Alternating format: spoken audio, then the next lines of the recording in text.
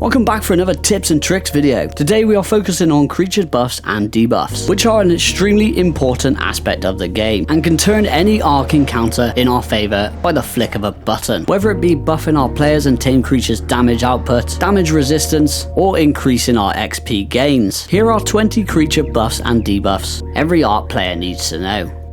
Starting off with the basics, we have mate boosted creatures. A mate boost is when a creature has one or more nearby allied creatures of the same species and are of opposite sex. This gives the affected creatures a mate boost, which can be identified by seeing a pink heart above their name. Each creature will receive a bonus to their damage and resistance of roughly 33%. A lone creature or two of the same sex will not nearly be half as dangerous as two that are male and female. Imprinting babies and rider bonus. Imprinting involves different actions of care for babies during infancy. Performing cares will improve the stats of the creature, minus stamina and oxygen. The more cares you can perform, the stronger your creature becomes. And if a baby is craving something you do not own, you can always cry upon it and throw it back out for a chance of changing the craving to something else. The buff comes when your baby is fully matured. The player that imprinted it will receive a rider bonus whenever they ride the creature. And to showcase it, I have 3 adult Spinos that I cared for as babies. One at 0% imprinted, which gives 0 bonuses. Another at 66% imprinted, which when ridden by me gives the creature 19% damage output and 19% damage reduction. And the third baby that is 100% imprinted, giving rider bonuses of 30% damage output and 30% damage reduction. And to further showcase this, we have test subject Alpha Deathworm, dealing a whopping 164 damage to my Spino, while the Spino only deals 528 damage. And once ridden by me, my Spino only takes 38 damage, while outputting 687 damage. This buff can be the difference between night and day of how much damage a creature will take and how much it will deal when ridden by the imprinter. Have you ever wondered why the Triceratops has an orange glow around its head? Because I did for a very long time. This buff occurs when the Triceratops is near a large carnivore. It will increase the Trike's health by 10% and will also increase the damage they deal and reduce the damage taken from attacks. The Uteranus is quite possibly the most important support dinosaur in the entire game, boasting 2 unique raw abilities. The first one being the Intimidation Fear Roar, which can be used on a variety of different creatures. This roar terrifies wild and enemy creatures, even when mounted by a player. Any affected creature receives a debuff, increasing damage taken and decreasing damage dealt by up to 50%, and at full fear will attempt to flee. There are some unique features to this roar. Good examples of this can be taming creatures affected by the roar, meaning they will take less tranks to knock out. And with this roar, the Uteranus can scare out buried Palovias. The second roar is the Courage Roar. The Uteranus boosts the attack damage of affected allied creatures by 25% and reduces all incoming damage by 20%. This makes it extremely valuable in large-scale battles and the most valuable asset in any boss fight arena. You will almost never see a boss fight without a Uteranus in the party. The Aberration map would not be beatable without Charge Light shoulder pets. The Bulldog, Glowtail, Shinehorn, and Featherlight are vital companions to carry around with you when exploring the surface or delving down into the deep, dangerous depths, where the most dangerous threats reside, Nameless and Reapers. Charge Light is the only thing that can weaken these threats, and these shoulder pets are the best source of Charge Light, as you can carry them around with you on your shoulder wherever you go. The Megatherium's Insect Killer buff will activate whenever it kills any bug or insect. Once active, the Megatherium would deal 250% damage to any target for 120 seconds, and while fighting bugs will deal 375% damage. This buff also reduces all incoming damage to the Megatherium by 75%. This almost makes the Megatherium invincible. They can be extremely valuable when hunting Alpha Deathworms on the Scorched Earth map, due to how many insects live in the desert. This buff also makes them the perfect boss fighter when taking on the Brood Mother, as it is a giant spider. During the battle, she will summon lots of little spiders, so there's plenty of opportunity for your Megatherium to grab that Insect Killer buff. And be sure to avoid wild Megatheriums when they have this buff running, as it's really not worth the risk. The Shadow Main is equipped with a reflective armor named 4 Male of poison. This debuff is applied to any attackers that land a hit on it for 7 seconds, stacking up to 5 times. Any attackers affected by it will have a pink cloud shrouding the victim. It slowly damages the victim for 10 damage a second and decreases the damage dealt by their attacks by 15% per stack. And it is one of the few status effects which will work on bosses and titans. When mate boosted, male and female Charlemagne have their own unique abilities. Today we are focusing only on the males, as it is far more beneficial to your creatures. When mate boosted, a male Charlemagne is equipped with a raw ability. When used, it will boost all nearby allied survivors and creatures for 30 seconds. All affected allies will recover 50 stamina and 50 torpidity per second, and their movement speed increased by 50%. This speed boost also works on flyers. The damage caused by their 4 male poison is doubled. Any male in a pack can use this ability. An extremely useful way to utilize this raw is to wake up cryo-sick creatures, due to them recovering torpor so quickly. And since release, the Charlemagne has proved to be one of the strongest creatures in the entire game, and with a high health pool, decent damage output and natural armor, makes the Charlemagne a great choice for most boss fights, or the perfect companion for almost any occasion. The Spinosaurus, the Tropical Crystal Wyvern, and the Shadowmane will receive the Hydrated buff once they touch or submerge themselves in water, where their movement speed will be increased by 20%, attack damage by 15%, and health regeneration by 25%, making them much stronger battle mounts. The Mammoth is equipped with 2 unique abilities that will buff its nearby allies and debuff its enemies. The first one being its Trunk Bellow, which applies a debuff against any hostiles in a wide radius, which is called Intimidated. The Intimidated debuff reduces all damage the target deals over a 15-second duration by 25% and can be constantly refreshed as long as the Mammoth keeps using its Trunk Raw ability. This is just one unique perk to this Trunk Bellow. Another benefit to this worth mentioning, using this ability while the Mammoth is stood in water will enable it to hold water in its trunk, which can be used to cancel burning effects from attacks. Its second ability includes using the war drum on its saddle. When manned by a rider who keeps the drums blaring, the Mammoth will provide the ready for war buff to nearby allies in a wide radius. This grants stamina regeneration to its recipient, and most of all, complete immunity to the fear roar of enemy Uteranus, which can be extremely useful in large scale battles. Special shout out to my wife for keeping that drum beating. The Argentavis will receive the rapid regeneration buff whenever it bites or devours a corpse. It will rapidly boost its health and stamina regeneration for 20 seconds. Another quick thing to add, if you can knock out a wild Argentavis while this buff is running, it will rapidly drain its food stat, so you can feed it right away and pretty much insta-tame it. There are a wide variety of creatures that offer our survivor insulation buffs, but there is one that shines above the rest, and that is the otter.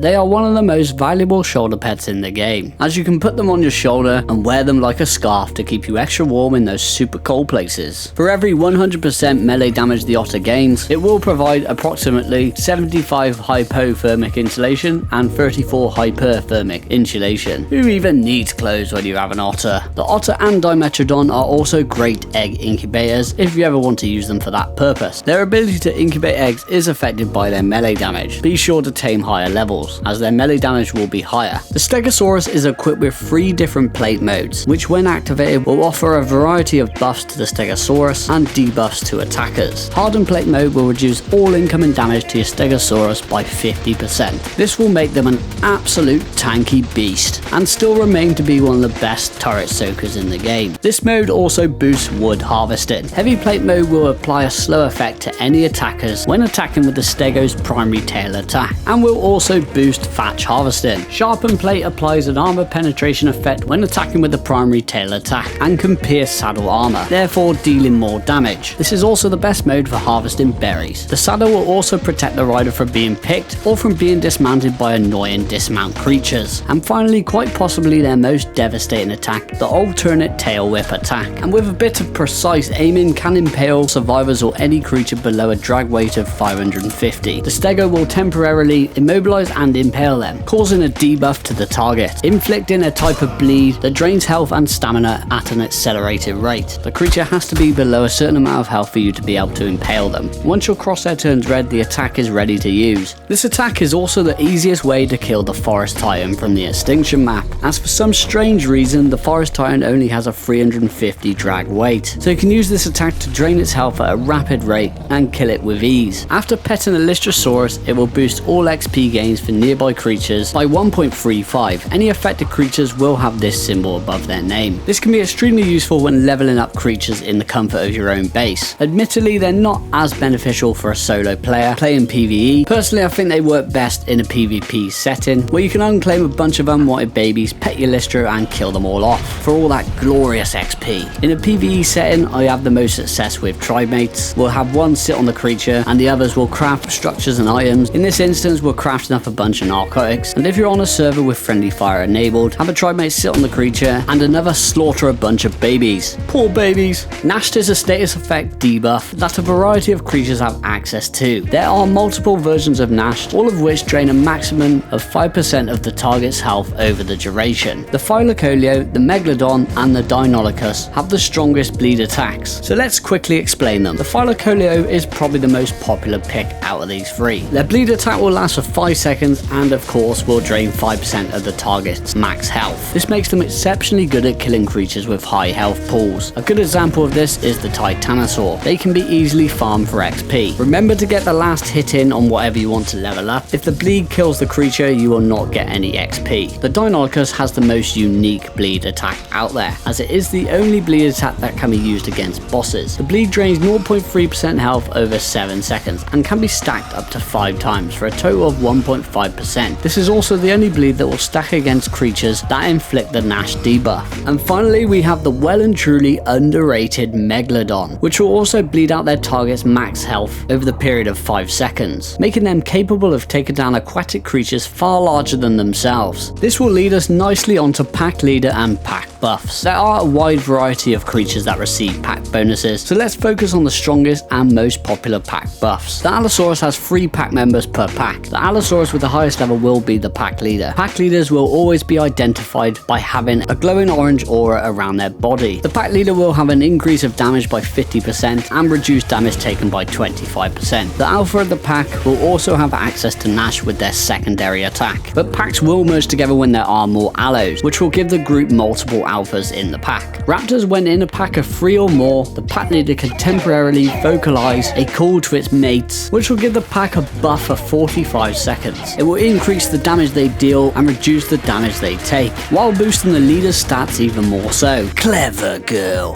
The Deinonychus pack leader is equipped with a Screech, alongside up to 4 other pack mates, which just like the Raptor will buff their attack damage and damage resistance for 45 seconds. When in a pack of up to 4 direwolves, each direwolf will receive a 5% damage bonus for each other pack member. The highest level will once again be designated the pack leader, which grants access to the Howl ability, which when used, all members of the pack will receive a buff for 90 seconds, which grants all members 50% damage boost and 25% damage reduction. A bonus buff is available once you add Ephemeria to the pack. They will gain glowy eyes and receive 12.5% less damage while dealing 25% more damage, which is added onto the already implemented buffs, making them a formidable fighting force. The Dinopithecus can have up to 9 members in their pack. They are exceptionally strong pack animals, with a wide variety of attacks including throwing poo and grenades at their enemies, which will damage and slow the target for a duration of time. The alpha of the pack can perform a battle cry designating a target, which will send in the rest of the pack to attack that target with a chance to inflict bleed damage. The Megalodon have access to one of the highest pack buff ratings in the game to boost their stats, a full pack boost maxing out to 8 allied sharks in total, and with access to bleed attacks, this can make Megalodons one of the most dangerous threats in the ocean, the pack's only threat being the Nidaria. And finally, the most versatile pack creature that is going to be the Shadowmane, which needs no introduction to how strong they are. We've already showcased their strengths in the video. They also have access to a pack leader buff and pack mate buffs. The Mesopithecus can be a valuable shoulder pet. It will throw poo at attackers from your shoulder. It will cause a slow debuff to enemy creatures and players hit with the attack, and will cancel a player's ability to heal with any healing items while the effect is active. Sanguine Elixir is a potion that can be crafted inside the Desmodus inventory, requiring 200 blood packs to craft, which the Desmodus gathers in bucket loads. It can give a huge buff to 2 of the most important aspects of ARK, taming and imprinting babies. When used in taming, it can be used to boost the taming bar by 30%. It will work on knockout tames and passive tames. It can only be used once per creature. Be sure to have your taming food inside the knockout tame beforehand. All you have to do is stick the sanguine elixir on your hotbar, stare at the creature that you're taming, and press the corresponding key to use it. Secondly, it can be used to boost imprinting by 30% to any baby not fully imprinted. It is used in the exact same way by looking at the creature with the elixir on your hotbar, and will give you a massive head start to imprinting your baby. The Amargasaurus is equipped with 3 spike mode range attacks. Armor spikes cause a percentage based debuff which grows stronger depending on how many times the target is hit by the debuff per tick, and will cause the target to take increased damage up to 25%. Heat spikes inflict a percentage based debuff called igniting. If igniting reaches 100%, the inflame debuff will be continuously applied until igniting drops below 100%. Cold spikes inflict a percentage based variant of the frozen debuff, which deals no damage but progressively slows the target. If this debuff reaches 100%, the frozen solid debuff is applied for a short duration of time. And to end the video on a high note, we have one of the strongest dinosaurs in the game, the Carcharodontosaurus. It is equipped with many buffs and debuffs. It has a passive called Shredded, which with every bite the Carchar lands, it will reduce the victim from healing from any source. After landing a fatal blow, the Carchar gains the Killing Frenzy buff for 10 seconds, which boosts movement speed and makes the Carchar immune to stuns for the duration. Every kill the Carchar lands will refresh the Killing Frenzy buff. Let's talk about one of the strongest buffs in the entire game. That is going to be the Carchar's Blood Rage. It will progressively deal more damage with every kill. The number of kills is kept track of by the counter at the bottom of your screen. Blood Rage will provide 2 buffs, boosting the Carchar's healing rate and melee damage by 1.75% per stack. Once it reaches 100, it is maxed out, ending in a whopping 175% increased damage and healing rate. And it really is unbelievable at how fast it will heal. In this state, the Carchar becomes an unstoppable killing machine. That is unless you run out of creatures to kill, as the counter will start dropping. This is by far the deadliest buff any creature in the game has at its disposal. You can also roar away all this blood rage and waste it on increasing nearby allied creatures' movement speed, which honestly, why would you want to waste being invincible for movement speed? Anyway, I hope you all enjoyed the video or learned something new. If you did find it helpful, please do like, comment and subscribe for more videos like this. This video did really take me a long time to put together. I'd really appreciate the support. And if you do want to check out similar videos like this, I got these 2 on screen for you right now. Hope to catch you on the next video, which will be a 100 days video. I'll catch you all there.